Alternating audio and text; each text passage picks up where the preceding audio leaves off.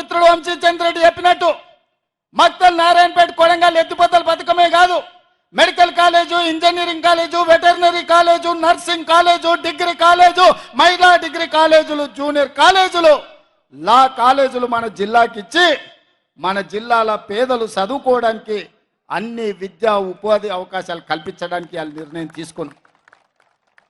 100 రోజుల్లో 10,000 కోట్ల రూపాయలు ఈ పాలమూరుకు మంజూరు చేసి పాలమూరు రంగారెడ్డి ఎత్తిపోతల పథకానికి 45 టీఎంసీల నీళ్ల కేటాయింపే కాదు 30,000 కోట్ల రూపాయలు కేంద్ర ప్రభుత్వం నుంచి రాబట్టడానికి కేంద్ర ప్రభుత్వాన్ని ఒత్తిడి చేసి ఇవాళ పార్లమెంట్లో మేము కొట్లాడుతున్నాం. ఇన్ని పనులు ఈ పాలమూరు జిల్లా కోసం మేం చేస్తుంటే ఇవాళ ఈ పాలమూరులో కాంగ్రెస్ను ఓడగొట్టాలి అని చెప్పి గద్వాల గడీల నుంచి దొర్సాని బయలుదేరింది. నేను ఒక్క మాట అడగదలుచుకున్నా మిత్రులారా, నేను ఒక్క మాట చెప్పదలుచుకున్నా. గద్వాల గడీల దొరలకైనా, గజ్వేల్లో ఫామ్ హౌస్ దొరలకైనా, మీ ఫామ్ హౌస్ల ముందల, మీ గడీల ముందల బానిసలుగా మేము బతకదలుచుకోలేదు. మీ కాళ్ళ కింద చెప్పులమో, మీ నెత్తి మీద గొడుగో, లేకపోతే నీ చేతిలో సురకత్తై మా అన్నదమ్ములనే మేము పొడుచుకోదలుచుకోలేదు. మీరు అనుకుంటుండొచ్చు గతంలో లాగానే ఈ పాలమూరు బిడ్డలు మీ కాళ్ళ కింద చెప్పులుగానో, మీ నెత్తి మీద గొడుగలుగానో, మీ చేతిలో సురకత్తులుగానో మారి మమ్మల్ని మేము పొడుచుకొని చేస్తే మా శవాల మీద మీరు గద్దెనెక్కాలని కలలుగా అంటుండ్రేమో. మీ జాతకం, మీ రంగు, మీ నీతి, మీ జాతి మేము గుర్తించడం, మిమ్మల్ని పండబెట్టి తొక్కి పార్లమెంట్ కాంగ్రెస్ పార్టీ అభ్యర్థిని పంపించే బాధ్యత మా కాంగ్రెస్ పార్టీ కార్యకర్తలు తీసుకుంటారు. నేను అడుగుతున్న మిత్రులారా, 70 ఏళ్లలో మన జిల్లాకు ఒక్క అవకాశం వచ్చింది. ఈ 70 ఏళ్లలో మనకు 1-6 మంత్రి పదవి ఇవ్వడానికే ఎన్నోసార్లు మీన మేషాలు లెక్కబెట్టారు. ఆనాడు తెలంగాణ రాష్ట్ర సాధన కోసం డాక్టర్ జిల్లాలో చిన్నారెడ్డి మొదలుపెట్టిన తెలంగాణ ఉద్యమకారుడు తెలంగాణ రాష్ట్రం వచ్చినాక కూడా చానేళ్ళు మంత్రి పదవి ఇయ్యలే. కానీ ఇవాళ ప్లానింగ్ కమిషన్ వైస్ చైర్మన్గా మనం ఇచ్చి వారిని గౌరవించి ప్రభుత్వంలో భాగస్వాములను చేసినాం. ఓబేదుల్లా కోత్వాల్ది మైనారిటీ కమిషన్ చైర్మన్గా ఈరోజు ఒక మైనారిటీ సోదరునికి ఇవాళ అవకాశం ఇచ్చినాం. ఇదే కాదు, రేపు పార్లమెంట్ ఎన్నికల తర్వాత ముదిరాజు బిడ్డను మంత్రిని చేస్తామని మాటిచ్చి 15 ఆగస్టు లోపల మంత్రిని చేసే బాధ్యత మేము తీసుకుంటాం. ఇదే కాదు, ఇవాళ మిత్రులారా, 30 ఏళ్ల నుంచి నానుతున్న సమస్య మాదిగల వర్గీకరణ. మాదిగలు, మాదిగ ఉపకులాల వర్గీకరణ కోసం పార్లమెంటులో కాదు సుప్రీంకోర్టులో కొట్లాడి వర్గీకరణను సాధించే బాధ్యత నాది, మా మిత్రుడు సంపత్ కుమార్ అని చెప్పి నేను ఈరోజు చెప్పదలుచుకున్నా. ఆనాడు నేను సంపత్ కొట్లాడితేనే శాసనసభలో చంద్రశేఖరరావు ఏకగ్రీవ తీర్మానం చేసిండు. నన్ను ఓడిస్తారంట అని ఏడుస్తున్నాడు, కుట్రలు చేస్తున్నాడు అని అంటాడు.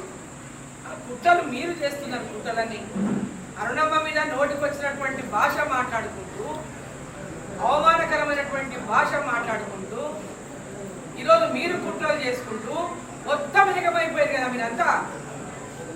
మొత్తం ఏకమై ఒక్క మహిళ మీద పడ్డారు కదా మీరంతా. ఒక్క మహిళను ఎదుర్కోనికే 5 సార్లు వచ్చినావు నువ్వు. 5 సార్లు ఒక్క మహిళను ఎదుర్కోవడానికే ఈరోజు 5 సార్లు వచ్చినావు నువ్వు ఇక్కడ.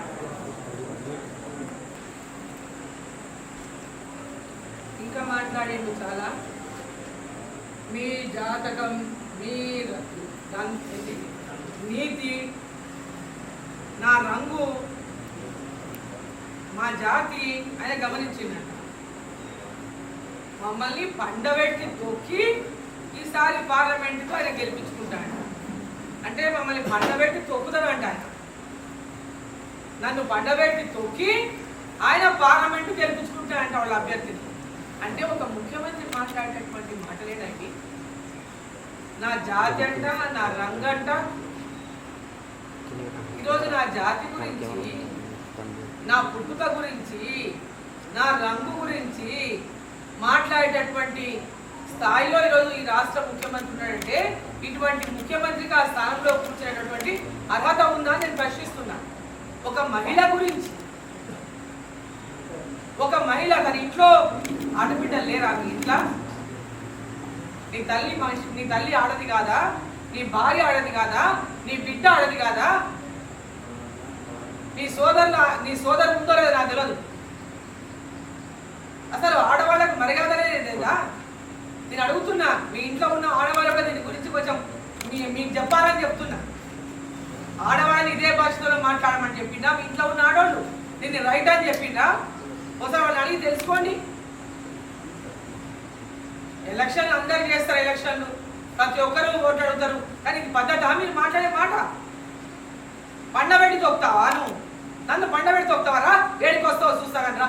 తొక్కుల్లో వచ్చి తొక్కుల్లో ఎడ పండబెట్టి తొక్కుతావో చూస్తారా? అదే ఒక్కొక్కడు ఏం మాటలు మాట్లాడుతున్నారు. అసలు మీకు సోయి ఉందా? ఎందుకంతనయ్యా కసి మీకు? ఎందుకు మీరు కానీ జిల్లాలో బక్కని ఎలా తలుచుకోలేదా? మీరు మీ పార్టీలో ఉంటే బక్కని లేదు, వేరే పార్టీలో పోయి దేశానికి సేవ చేద్దామని మీ దగ్గర నుంచి చాలగాలి చేయలేరు మీరని భారతీయ జనతా పార్టీలో ఏదన్నా సేవ చేసుకుందాం మన స్త్రీలో కూడా సేవ చేయకుండా పండబెట్టి తొక్కుతారంట. ఏం పాపం చేసినాయా పండబెట్టి తొక్కనిక? నన్ను ఏం పాపం చేసినా చెప్పండి. నన్ను పాలమూరుకు నేను చేసిన ద్రోహమేంది? పాలమూరు ప్రజలకు నేను చేసిన ద్రోహమేంది? అంటే అభివృద్ధి చేయడం నేను చేసిన ద్రోహమా? ప్రజలకు అందుబాటులో ఉండడం చేశాను తప్ప, జిల్లాలో కరువును పారదోలాలని ప్రాజెక్టు తెచ్చింది తప్ప, మరి నువ్వెందుకు చేయలేదు ప్రాజెక్టు? 10 ఏళ్ల నుంచి 20 ఏళ్ల నుంచి నువ్వేం పని చేసినావు? నువ్వు కూడా ఎమ్మెల్సీ ఉన్నావు, ఎమ్మెల్యే ఉన్నావు 2 సార్లు, మరి నువ్వెందుకు చేయలేదు? నువ్వెందుకు ఇంతకుముందే నువ్వే నారాయణపేట కొడంగల్ ఇంతకుముందు ఎందుకు చేయలేదు? నువ్వు పోరాటాలు చేసి అరుణమ్మ తెచ్చింది ఎట్లా? నువ్వు చేయలేదు ఎట్లా? నువ్వెందుకు చేయలేదు? అన్ని అబద్ధాలు మాట్లాడుకుంటా, మోసాలు మాట్లాడుకుంటా, ప్రజలకు మోసం చేసుకుంటా ఇంకా ఎంతకాలం ఇట్లే బతుకుతారు? మీ కుర్చీల కోసం, మీ అధికారం కోసం ఒక మహిళను పట్టుకొని ఏది పడితే అది మాట్లాడతారా మీరు?